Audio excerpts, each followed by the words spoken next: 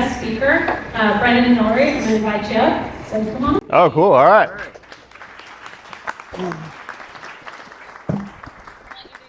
Cool. Yeah. Sweet. All right. That was a great introduction. Thank you, Adrian. What's going on, everybody? You guys excited to be here? How many people traveled to get here today? Everybody. All right. I love it. Cool. I'm from Richmond, so not too much of a haul, but I appreciate you guys. So I like to always frame this up by saying, I'm not going to be telling you today how to do your job better. That's probably what you guys are used to, which is why you're being so successful, which is great. What I'm here today to help you with, so a little bit of background on me. You'll hear my story in a second, more deep. I help people stop surviving and start living. So what that means is the unfulfilled high achievers who feel like work is consuming their life, I help them enjoy their life again. And I know that's super specific and super niche, and it's like, how'd you even get into that? Don't worry, I'll tell you. But today we're going to be talking about burnout. How many people here resonate with the word burnout? Kind of back and forth. So think about, it can be called burnout, lack of fulfillment, exhaustion, whatever terminology you want to use. Today is going to be all about how do we make sure that the areas of life outside of work are energizing for us so we can keep sustaining ourselves inside of work. And the goal is first not to be boring for you. And then the goal is to make sure that you guys have practical tools that you can use to either maintain the fulfillment you already have in your life or increase more fulfillment in your life. And just to give you guys a little bit of a sneak peek, at the end of this thing, I'm gonna have you guys fill out like a short survey. It's like 5 questions. Because what we're talking about with Renewal by Anderson, I do a lot of group cohorts within organizations to help them with personal sustainability outside of work. So just know at the end of this thing, you guys will be asked if that's something you're interested in. No pressure at all. You guys ready to get started? All right, let's do it. So the first thing we're going to talk about is what burnout isn't. So what burnout isn't is not just being tired. Show of hands, how many people here have gotten 8 hours of sleep and then felt completely exhausted the next day? How many people have taken naps and then felt completely exhausted after taking a nap? It's not just about sleep, because if it was just about sleep, then you wouldn't be exhausted the next day, right? How many people here are addicted to caffeine? Probably everybody here, right? Because of being in sales. So burnout isn't just being tired. 2 is burnout isn't fixed with a vacation. Show of hands, how many people have physically gone on vacation or taken time off of work, but then mentally have still been working? How many people feel like it's hard sometimes to maybe be present at home? Maybe it's hard to be where your feet are because you're thinking about work, or maybe mentally you're somewhere else. Does that happen for you guys? And by the way, full disclosure, I'm going to get deep with y'all. I'm going to get vulnerable, so just be prepared for that, okay? So if you want to cry or something, you can. I'm just kidding. All right, love it. So not fixed with a vacation. Burnout isn't a sign of weakness. So this is really important. I'm from the Marine Corps, and I'll tell you guys this in my story. So I used to think that burnout was a personal character defect, meaning that I was feeling burned out because there was something wrong with me. Would you guys believe me if I said that burnout is actually a call to action? It's not a sign of weakness. It's almost like a check engine light that goes on in your car. What happens if you put off checking the engine? You buy a new car? Yeah. That's the salesman in you. I love it. It blows up, right? Something bad happens. Burnout and negative emotions are the same way. They're a call to action. So burnout's not a character defect, and it's not a sign of weakness. Burnout isn't just about long hours. Show of hands, how many people here have had a super full day and you felt really satisfied after, like you've got a lot done? How many people here have had a super full day, you did just as many things, but you felt super frustrated after and like you got nothing done? So it's not just about time management, right? Burnout's about energy management. So it's not just about the stuff we're doing, it's about what's the stuff that we're doing, right? And then burnout isn't only an individual issue. So what happens to a fire if it touches something else? It spreads, right? So a lot of us don't think about, a lot of people in here are leaders, you're people who other people look up to, whether you're a father, you're a wife, you're a husband, whatever it is, a lot of people in here interact with people every single day. What we don't think about burnout is when we engage in self-sacrificial behaviors that lead to burnout, fires spread, right? So it's not just affecting us, it's affecting the people around us, especially if we're in a leadership position. Because if you're answering emails at 2 a.m., right, even if you tell other people, hey, do as I say, not as I do, they're going to unconsciously pick up those behaviors from you. So burnout's not just about us, even though our ego and our mind likes to tell us that. It's also about the people that we surround ourselves with. And then burnout isn't inevitable. I'm here to challenge the narrative that burnout is a prerequisite to success.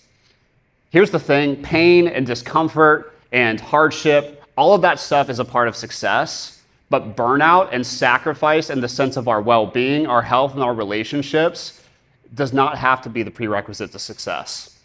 And what I'm going to get into now is my story, because I didn't learn about this stuff from a textbook. I experienced it. So you guys ready to hear my awesome story around why I burned out and lost everything? All right, so I'm going to get deep with y'all. Again, fair warning. My story all started when I was born. I'm just kidding. But when I came out of the womb, no. It did start when I was younger, though. So I grew up in what I call a separate household. So I had two sets of parents. I had parents over here who were the helicopter parents, who watched my every move, who had super high expectations of me. Who can relate to that? Show of hands. And then parents over here were the lackadaisical parents who weren't really home that much and didn't really make me do anything. So you can imagine when I was 4, both my parents remarried. So from the time I was 4 to the time I was 13, I was straddling between households. And it's interesting, when you're a kid, did you guys know from the time you're 0, from the time you're 7, you're a sponge for what I call belief systems. Belief systems are how you shape your perspective of yourself and the world around you. So that's how your identity is formed, typically within those years. And so if you go back and forth between households and they're completely different, you're going to have a tendency to people please, probably. What I learned unconsciously at a really young age is that in order to be loved by my parents, I have to change who I am. Meaning, deep down, what I believed was I have to change who I am to be loved. How many people here maybe struggle with people pleasing? Saying yes when you want to say no, putting other people's needs above your own. It's easy for you to do stuff for others, but when it comes to prioritizing yourself, maybe it's a little bit more difficult. I promise we're not keeping track, by the way, of like people who are raising their hands. Adrian's not doing that. I told her not to, so don't worry about that. So it started out like that for me when I was a kid. I got bullied in school, just didn't have a great time. Always considered myself more of the black sheep of the family. Never feel like I really fit in anywhere. However, I started to feel better when I started to engage in sports. Show of hands, how many people did sports here? I love it. Yeah, so you guys know the feeling of being a part of something bigger than yourself, being a part of a team. And that started to really curb this depression, this anxiety, the stuff that I was going through as a kid.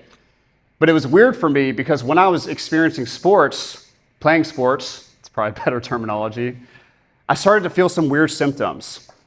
Symptom number 1 was I couldn't breathe through my nose for a good 6 months. And then symptom number 2 was I was always exhausted. And at this point, I was 15 years old. So I could have been chock full of testosterone, staying up with my friends till 2 a.m. I should have been energized and full of life, but I wasn't. And I had this gut feeling that something was wrong. So I ended up getting a CT scan at the doctor's office. And I'll never forget the look on the doctor's face when he told me the results. So he walks in, he looks me straight in the eye, and he says, "Brennan, I'm so sorry. You have a mass the size of a grapefruit in your face. And you have to be admitted to St. Jude right now." You guys know what St. Jude is? So I went from being a kid who the biggest worry in my life at that point was if the girl in class liked me back, to not really knowing if I was going to live or die. I had a less than 25% chance of survival. From the time I was 15, from the time I was 17, I had 30 plus hospital visits, 10 plus surgeries.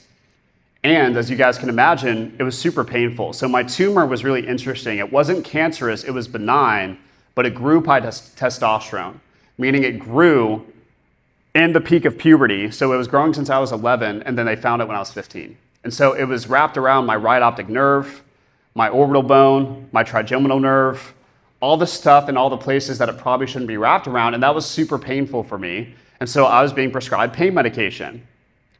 How many people here know somebody who struggled with addiction? It's pretty common. So I was a kid, addiction ran in my family, I was already kind of anxious, I was already kind of depressed, and I didn't know when I was taking pain medication that I was prescribed that it was emotionally and physically dependent, right? I just thought it was medicine.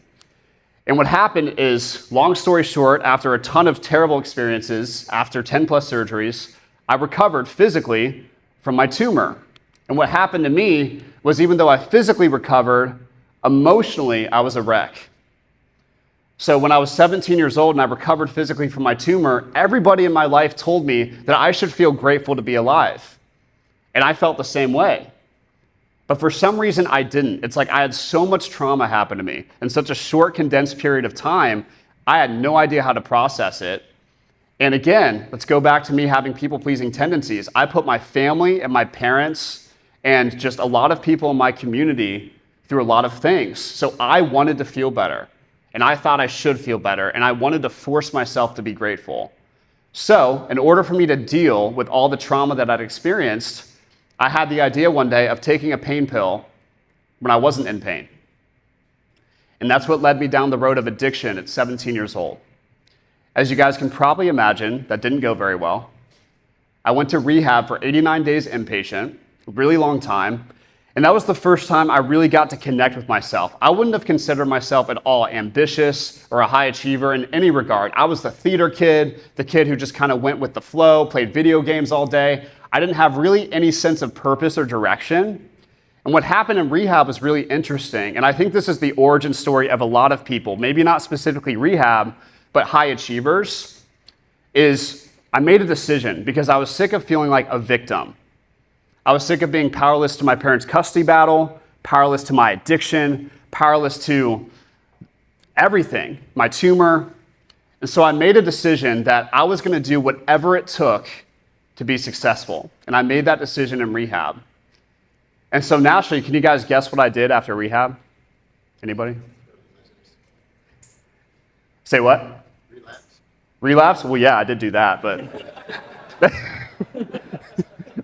that wasn't the point, okay? So what happened is I did the most extreme thing that I could think of to prove people wrong, because I was sick of people telling me I couldn't do stuff. The doctors told me I could never work out again extensively. Everybody in my family told me I should just be grateful to be alive. And I was over it. So I was like, what's the most extreme thing? This is literally the question I asked myself. What's the most extreme thing that I can do to prove myself? And the answer for me was joining the Marine Corps. So when I was 17 years old, I graduated Marine Corps boot camp. Oh, no, I didn't. Sorry. When I was 17 years old, I got out of rehab. When I was 19 years old, I graduated Marine Corps boot camp. And I started to become addicted to chasing success. So again, the fuel that I started my success off of was proving myself, right? Which, listen, work with what you've got. I've met so many people who they've started their journey of ambition and success because they want to outwork the circumstances that they were a victim of. And there's nothing wrong with that. So the fuel that I was using to get to initial success was really potent. It was really powerful. And so I used that fuel. I was in the Marine Corps Reserves, one of the hardest things I ever did. Then I also worked for this super fast growing nutrition and supplement company. It was like 200 people, super huge growth, just like you guys are experiencing. And truth be told, I was super good at it. For the first time in my life, I felt like I was good at something. I was good at sales. I was good at marketing. I was good at helping people with their nutrition and their supplementation. And so the void that I was feeling inside of not being good enough was starting to be filled by my external achievements and success. And so as you guys can imagine, I went all in. So when I was 20 years old, I moved to a different city and opened my own store. When I was 21, I was a district manager. When I was 22, I moved to Rhode Island and oversaw that district. So I had all these external accomplishments. And from the outside looking in, I was killing it. Internally, I was burning out. Internally, I was always anxious. Internally, I was feeling miserable. And this didn't happen all at once. The way it started to show up for me was I started to just feel exhausted, felt like I was trudging through mud. The spark I used to have for my job wasn't really there anymore. And then my personal life was completely being put on the back burner. I didn't make time for my relationship, my physical health, which is ironic because I helped other people with their physical health. So I was just in this cycle of just not taking care of myself. And eventually what started to happen was I was so burned out that I couldn't keep going without using substances to help me. So when I was 24 years old, I started to take Adderall and Vyvanse just to keep going, because what did I think burnout was? A personal character defect. The drill instructor in my head, when I was feeling burned out, said, nobody cares, work harder. How many people here have heard that before? Nobody cares, work harder. Some people's medicine is another person's poison. For some people, they need a kick in the ass and they need to say, hey, work harder. For me, that was my own poison. So I shoved everything down and I kept pushing. And then here's my rock bottom moment that's a part of every hero's journey. So when I was 25 years old, I was standing in one of my stores one day, and then all of a sudden I collapsed on the floor due to exhaustion. I was standing in one of my stores. At this point, I was already burned out, but hey, whatever. I was just getting through the day with a gram of caffeine and Adderall, whatever else I needed. I hit the floor, and then I went to the hospital for burnout. And after that moment, my whole life began to unravel. So I didn't know this consciously at the time, but I tied my self-worth to how well I did at my job. So my inner state of being was solely dependent on how many sales I made, because we were measured by what's called AOV, so average ticket. So the way I was measured in my job was how much money is somebody spending when they come into the store, right? So my entire inner state, my whole self-worth was based off of that. And then super rock bottom moment, I told you guys I'm gonna get vulnerable with you, trigger warning. When I was 25 years old, and that happened to me, when I burned out, I lost my job. I had to put in a month notice at my job. I lost my relationships and I lost my health. And I remember staying with my ex-girlfriend in Florida for Christmas because I didn't want to go home to my parents. Didn't have a great relationship with them. And she was a veterinarian, so she used to go work overnights. And so before she went to go work, she showed me where her weapon was just in case something happened. And I remember having a really, really strong desire. At this point, I had no job, had no money. I had a really strong desire that I didn't want to be here anymore. Now, I'm not going to go into super specific details, but before I followed through on that desire, something happened. This is from a movie, okay? So take it or leave it, but this is what happened. Before I followed through, I heard a voice in my head. I call that voice God, whatever you believe in, universe, higher power, whatever you think. And that voice said, do not end your life before you know what it's like to really live it. So I had a pretty sudden realization at that moment. And that realization was, I didn't want to die. I just never learned how to actually live. My whole life, I was really good at chasing success, achieving things on the outside, and looking good. But I sucked at enjoying my life. I felt like I was walking around as a zombie. I felt like I was living half of a life. And what we're taught is that external success and accomplishments is the thing that's going to make us feel good. But what happens, just like a drug, when you build a tolerance to accomplishments? What happens when the more that you accomplish, the emptier that you feel? They don't talk about that part. They don't talk about when you get out of the military. How many people here know somebody, a veteran, who struggles with mental health getting out of the military? They don't talk about how when your whole identity is wrapped into something outside of you, how that destroys you when that thing leaves. So what I realized in that moment was my burnout was not a result of overworking myself. It was a result of being somebody that I wasn't. It was the fuel that I was using to be successful. Success and ambition itself is amazing. I want you guys to hit record-breaking numbers every single month. I want you guys to kill it. The problem is when we think it has to come at the expense of our personal lives. When we think it has to come at the expense of our health, our well-being, and our relationships. And what happened was, well, I need to help myself, and then I know other people need to be helped too.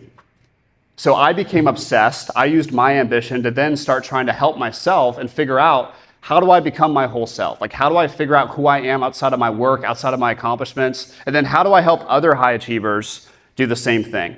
So through a ton of trial and error, I won't take you guys through my whole business plan, doing talks like this, giving myself the opportunity to learn, I've created a business out of helping the person that I used to be, which is helping organizations and people stop sacrificing their own well-being for the sake of their professional success. And so I tell you guys this story not because I want any pity from you. I tell you this because while you guys don't have my exact story, I know that you guys can identify some parts of yourself in that story. And so if you're somebody right now who's experiencing burnout or somebody who's struggling, just know I see you. And there's three kinds of people that I tend to see in these talks, okay? Person number one is the person who's really fulfilled. Maybe you're looking at me and being like, Brennan, I don't know what you're talking about. I'm great. That's awesome. Maybe I can put some words and logic to why you're feeling that way so you can never have to embrace burnout at any point in your life. Person number two is the person who they can kind of see the train coming, right? They've gotten some signs that the way that they're operating is not sustainable in their life. Maybe they're starting to see their relationships being affected. They're starting to see their health being affected, but it's not so painful yet that they're urgently wanting to move. So if you're that person, I'm going to help you get out of the way of the train. And then person number three is the person who knows you're in it. You know you're burned out. You know things are wrong, but maybe your perspective of why isn't 100% accurate, because just like an injury, where we think the root of the problem typically is not where the actual root is. Where we feel the pain is not where the root is. So maybe we think we're struggling in work and that's the problem, but maybe it's another area of our life. So we're gonna get really clear today, no matter who you are on those three different places, you're gonna be helped today. That was great. All right, so let's go into burnout in general. Now let's actually teach you guys some stuff, okay? So energy is the currency of life. So I talk about burnout as an energy management problem. So what does that mean? Energy is a limited resource. So just like money, I thought you guys would resonate with this. Just like money, it gets spent every day. So you spend your energy on your work, your relationships, your responsibilities, your thoughts, and your focus. And the thing is, some investments pay you back, while other ones just drain your bank account. So we don't burn out from doing too much. We burn out from investing our energy in the wrong ways for too long. Practical example of this. How many people here have recently had a conversation with somebody and then you felt like you wanted to take a nap after? It's okay, it doesn't have to be anybody in here. I should see everybody's hands up. I don't know what y'all are talking about. Okay. How many people here have done something that they felt like they should feel good doing, but you feel really drained afterwards? Has that happened to you guys? And then let's talk about the opposite. How many people here have had a conversation with somebody and you felt like it gave you life afterwards? Yeah, of course, more hands are up here. I love it. And then what about doing something, you know, the thing that you do, maybe it's your job, maybe it's everything in other areas of life, doing something and you felt like it was giving you energy as you're doing it. Has you guys experienced that recently? So my question, and I'm going to give somebody a microphone here, what's the difference? What's the difference between the person or the thing that gives you life and the person and thing that takes your life away? Ooh, okay. And then I want you to say your name too. No, you're good. Michelle. Okay. I was just going to say, the energy people transfer, it's vital. I personally don't like to talk to or be friends with people that drain my energy. So. Yeah, I love it. Energy vampires, you said that. Yeah, how many people here, yeah, not you. How many people here have heard of energy vampires? Yeah, anybody else have any ideas of what causes that? Because there's multiple answers, there's no wrong answers. Mindset. Yeah, so maybe the way that you're looking at a situation, right? It's like when I was Lyft driving, trying to get my business off the ground, it was really easy for me to be like, this sucks, I hate this, I'm above this, right? But instead I was like, well, maybe I can practice talking to people about what I do, and that was energizing. So maybe it's not just about the thing you're doing, it's the perspective of why you're doing it. I love that. Anybody else? One more.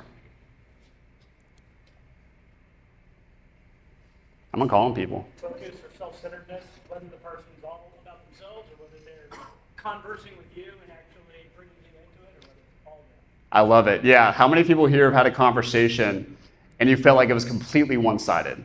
Like they just keep talking and talking and talking, and you just feel like the soul is leaving your body. As it's like I'm disassociating because this is so not reciprocal, right? You guys know what I'm talking about? Your eyes glaze over. Maybe, I mean, hopefully they're not about to pass out or something, but yeah, so amazing answers. So my perspective of the difference between the person and the things that give you life versus take it away, what I call that is misalignment. How many people here have heard alignment way too much probably recently? Like it's like the new buzzword of the new age, right? Alignment. So here's what I mean. All of us have core values, whether we know it or not, just like your guys' company has core values. And the reason why I wanted to speak for you guys is because you're a company who practices the values that you talk about. The thing is whether we know it or not, we're living out values that either reflect the person that we are or don't reflect the person that we are. So remember what we talked about, what happens from the time you're 0, from the time you're 7, how you adopt belief systems, you shape your perspective of yourself and the world around you. So what happens when we don't consciously embody our own values, they're given to us by society, by our parents, by other people. And so what happens when we are acting out in ways that don't reflect who we truly are, we're gonna feel drained. Especially, how many people have been to a networking event and you felt like you had to wear a mask?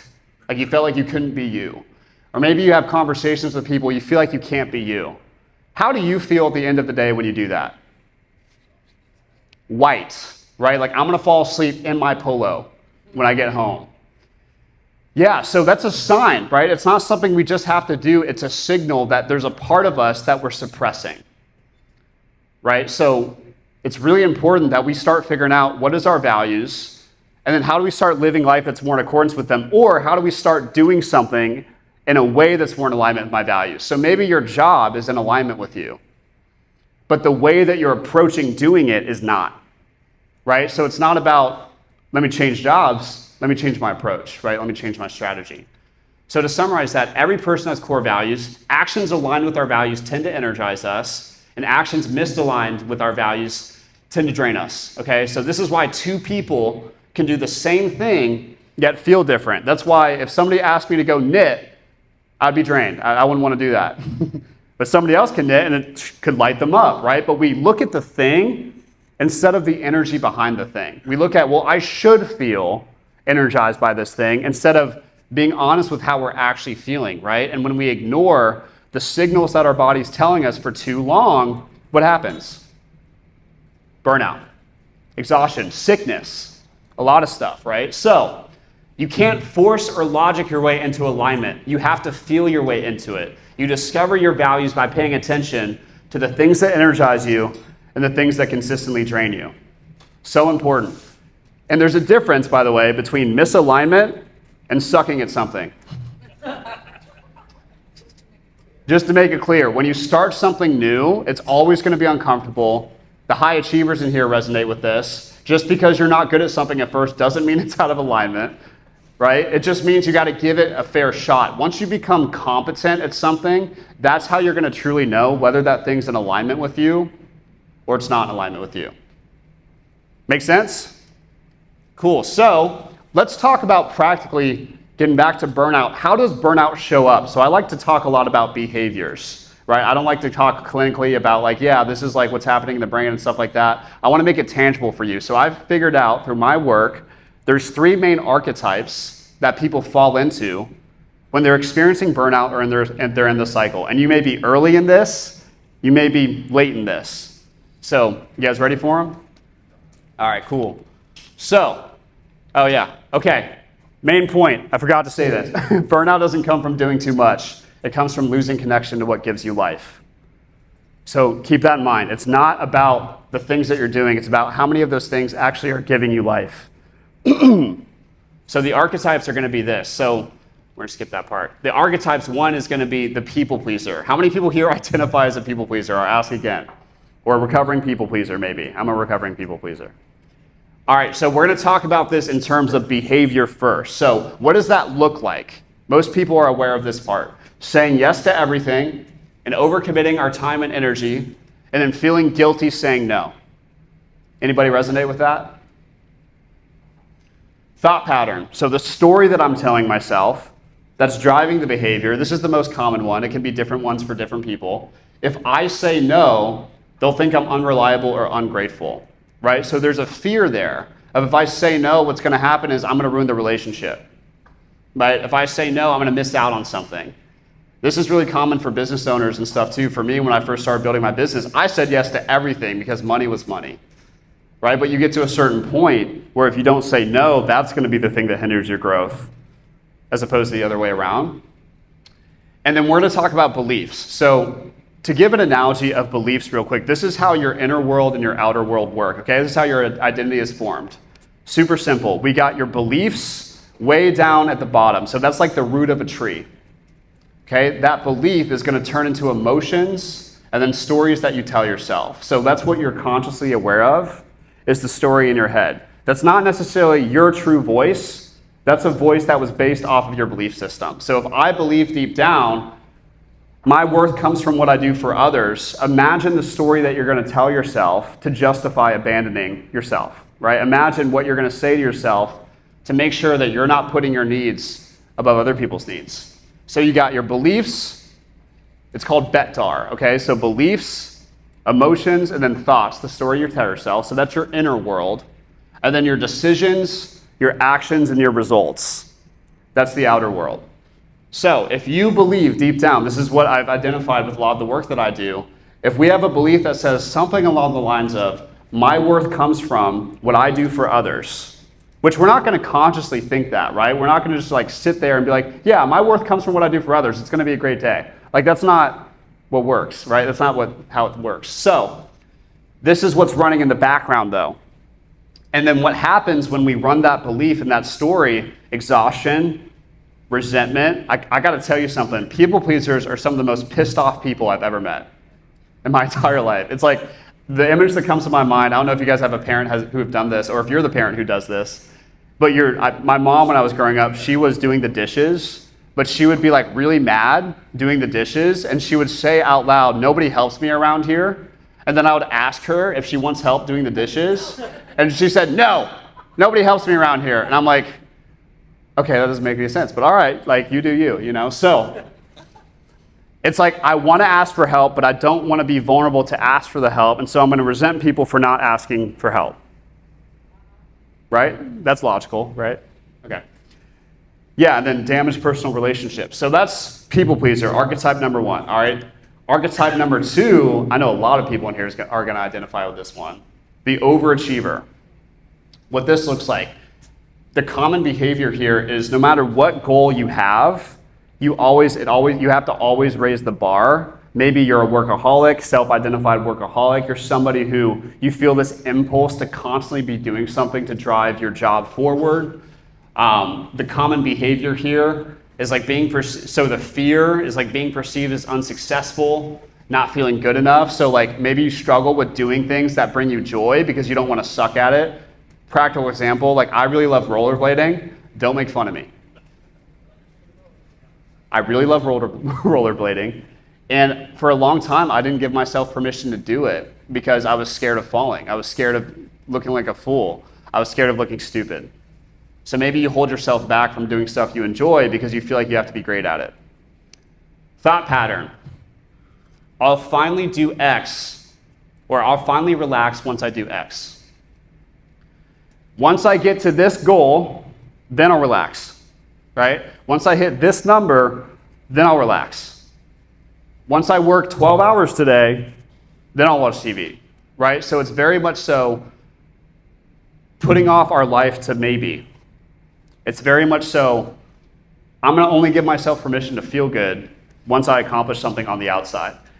Can you guys imagine how terrible that feels to define your own sense of feeling based off of what you accomplished externally, which is fundamentally, you can control your outputs, you can control what you do, but you can't control your outcomes, right? So you're giving your power and your sense of feeling away to something that's fundamentally out of your control. No wonder we feel stressed out, right? No wonder we feel overwhelmed, because if we define our self-worth through outcomes, by default, we are going to feel shitty the majority of the time. 10% we're going to feel good when we hit that goal. We're going to feel good for about a day, and then the anxiety is going to come back of like, what about the next one? What about the next one? What about the next one? So I call that destination disease. We think once we get here, then we'll feel a certain way. I hear it all the time. Like people who don't want to work with me right away, they're like, yeah, like once I get past this quarter, I was like, do you realize that's the whole pattern that's keeping you stuck? So it's about going all in on your actions and then detaching from the result. Easier said than done, right? That requires some inner calibrating to do that. The personal cost, belief in driving behavior and thought. So this is probably one of the most destructive beliefs that I've uncovered, that I've had to deal with myself, that I've helped people with. There's something deep within a lot of high achievers that say, I have to suffer in order to be successful. So what would you do if deep down you believed that you have to suffer to be successful? How would you structure your days?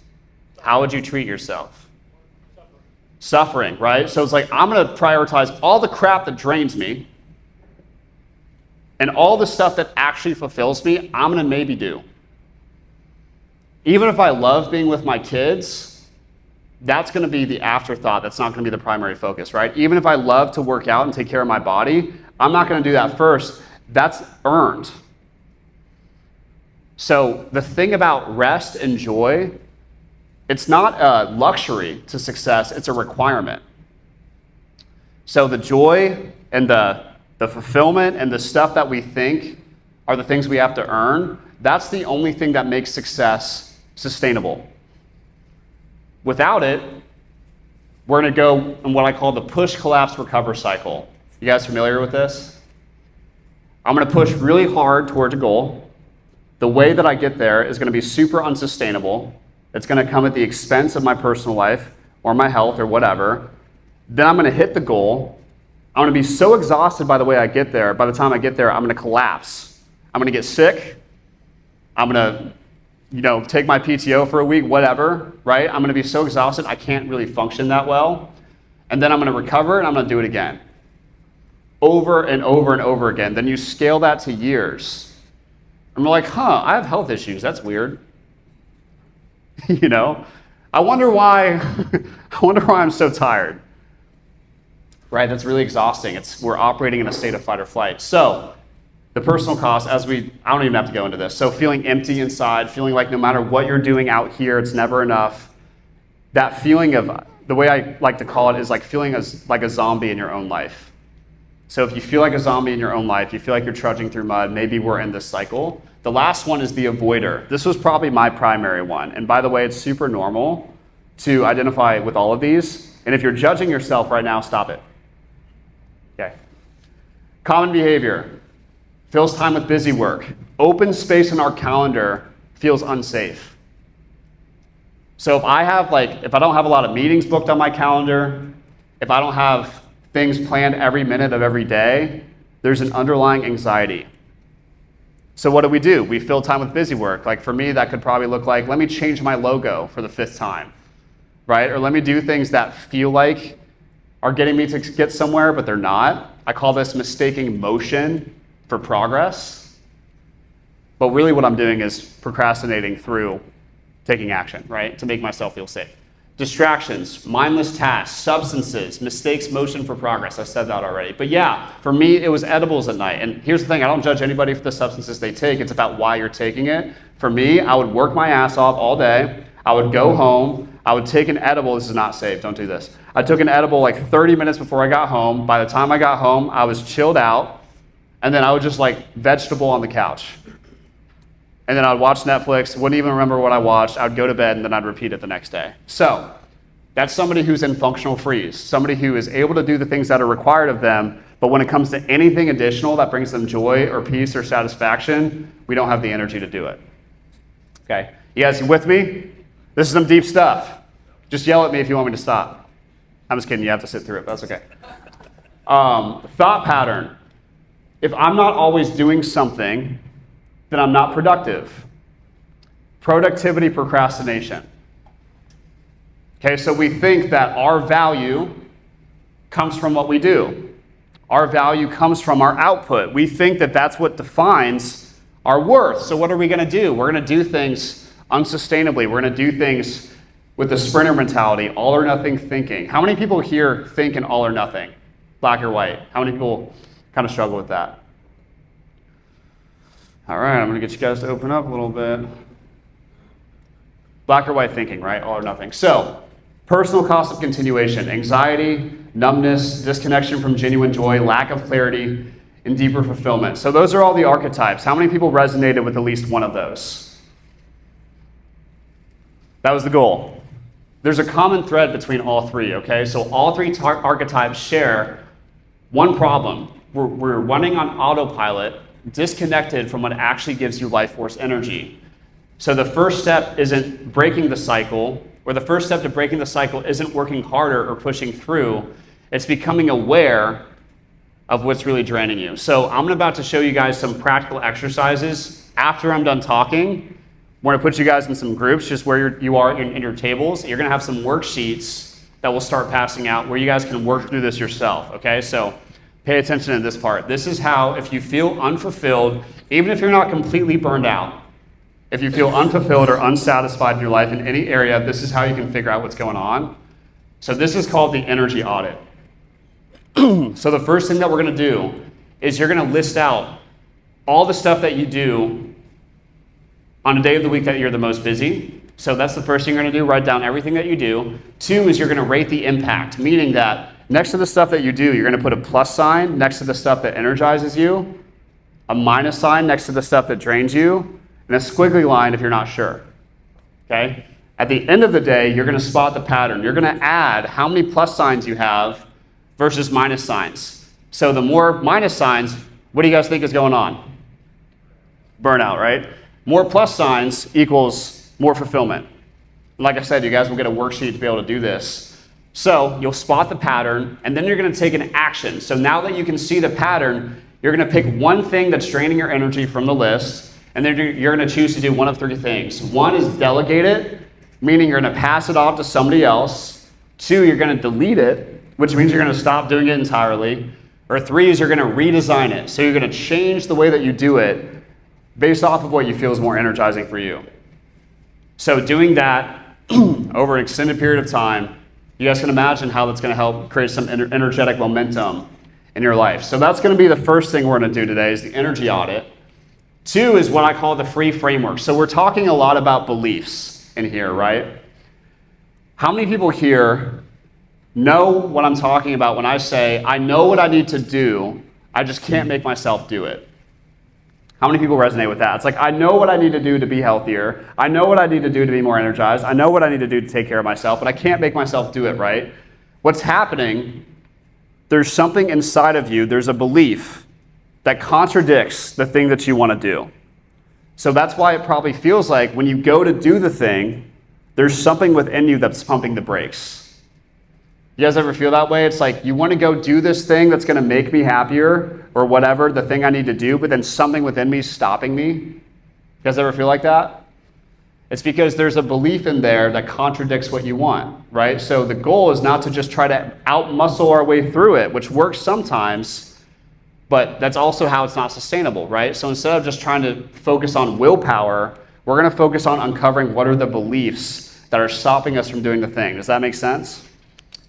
Okay, this is called the free framework. So the first thing we're going to do is we're going to figure out what we actually want. So there's maybe one thing, as I'm talking to you about this stuff, this very uncomfortable subject of burnout, there's maybe one thing that keeps populating in your head. Like one thing you've been putting off, one thing that you want, one thing that you want to do. So I want you to get clear on that one thing and figure out what you really want. Okay, so that's the first thing, figure out what you want. 2 is you're going to reveal the belief. Beliefs are sneaky, so when you say the thing that you want, you're going to hear some buts. So I hear this all the time. I want to build a business, but I don't have enough time. I want to spend more time with my family, but I need to hit this sales goal first. So whatever the but is the part of the limiting belief that's holding you back from giving yourself permission to do it. And there's buts that are really logical, and there's buts that aren't. So the goal is whatever your but is, This sounds like I'm like laughing as a kid. Yeah, whatever your butt is. Write down what the beliefs are when you ask yourself what you want, right? And then 3, okay, now I have all these different beliefs that are holding me back. Well, I have the power to change my beliefs, right? We actually have the ability to do that. We can unteach ourselves. We can unlearn the stuff that's holding us back, and we can learn new beliefs that serve us better, right? Because the goal is we want to have a belief that's in alignment with what we want in our life, so we stop feeling that resistance within us. So we got to pick what is the belief that's actually going to serve us, and we're going to write it down. And then 4 is we're going to pick a new behavior to reinforce the belief. So just being aware of the new belief we want's not enough. We have to actually start embodying a new behavior. So what's going to start happening is you're going to notice in real time when you're going to go back to an old pattern of behavior that's not serving you, and then you're going to make a different decision. So instead of repeating the same pattern that's keeping you stuck, you're going to pick a new pattern of behavior that's going to serve you better, and it's going to feel super uncomfortable. It's going to be hard at first, but then the more that you do it, it's just going to be your default. How many people here have read Atomic Habits by James Clear? So he talks a ton about the practical side of behavior change. What I wish was talked about more is the beliefs underneath the behaviors. So use those same principles of changing your habits, and you also can look at the inner world too and change your beliefs. If you do both of those things, that's what creates sustainable action. What do you guys think? All right, so we're going to do that. Before we do that, I'm going to give you guys this QR code. It's going to be on your packets that are going to be passed out too. So if you can't scan this because of the screen, that's fine. But it's going to be a 5-question survey. Here's what I do for organizations. I'll plug myself. If there's a group of people in an organization that says, I am struggling in my personal life, and it's affecting my work performance, I want help with that, I'll go in for people who self-select and coach them through it, okay? That's what I do. It's confidential. Your leadership doesn't know the specifics. They need to know who's doing it, but they're not going to know all the specifics. That's the whole point. So I go in and I help people with that. So it's going to ask you if you want to do that, your thoughts on the talk. It's only going to ask for your name if you decide to do it. The main takeaways here before I end this talk is energy is the currency of life. Everything we do either drains our energy or gives us energy. Value-driven action gives us energy. Misaligned action drains our energy. And burnout is the result of consistent misaligned action. And fulfillment is the result of consistent aligned action. That's all I got for you guys. Here's the QR code. Thank you so much. Appreciate you. All right. Thank you.